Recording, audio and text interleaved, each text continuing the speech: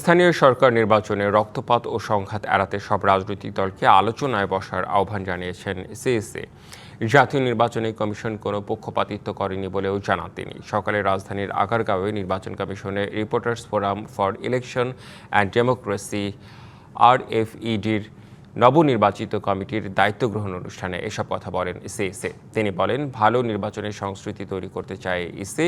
জাতীয় নির্বাচনে ত্রুটি বিচ্যুতি থাকলে সেগুলো সামনে রেখে স্থানীয় সরকার নির্বাচনে সে অনুযায়ী ব্যবস্থা নেওয়া হবে বলেও জানান তিনি।